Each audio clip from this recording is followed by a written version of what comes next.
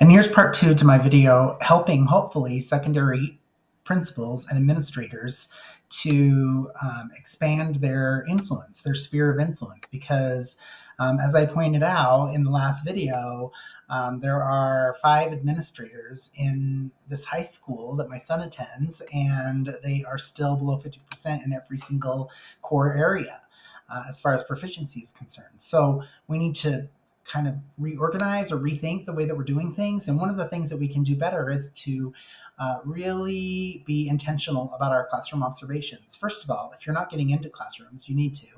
I think some administrators, as I've mentioned, are scared to go into certain classrooms like a chemistry teacher or a trigonometry or calculus teacher because they don't know the content. And what I'm arguing is that you don't have to know any content to be able to do a good classroom observation. All you have to do is go into the classroom. You can tell a lot from walking into the classroom. First of all, is there student work on the walls? So even in high school, we should be able to see when we walk into a room evidence that students are there, that students are producing work, and that it is on display in the classroom, and that students can look to that work as a reference.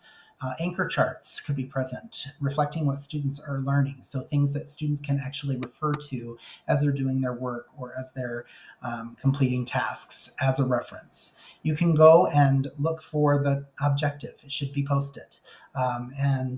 Beyond just being posted, students should know what it is. So you should be able to go up to 3 students, let's say, and ask them, what are you learning today in class? Oftentimes they'll tell you math, or they'll tell you whatever the subject happens to be. But beyond that, what are you learning today? And they should hopefully be able to echo whatever is written up on the board as the learning objective.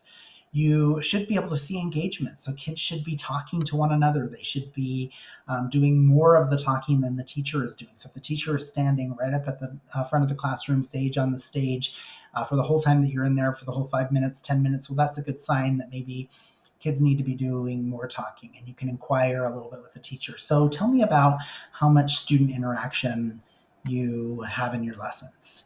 So those are some simple things that you can do without knowing any of the content. I can go into any class and I can see those things. I can see, is the objective posted? Do the students in the classroom know what the objective is, know what they're learning?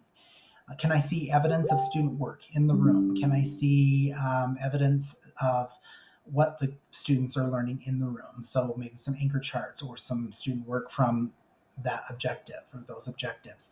And then also, is there a high level of engagement? So are students on their phones? Are they doing other things? Are they bored?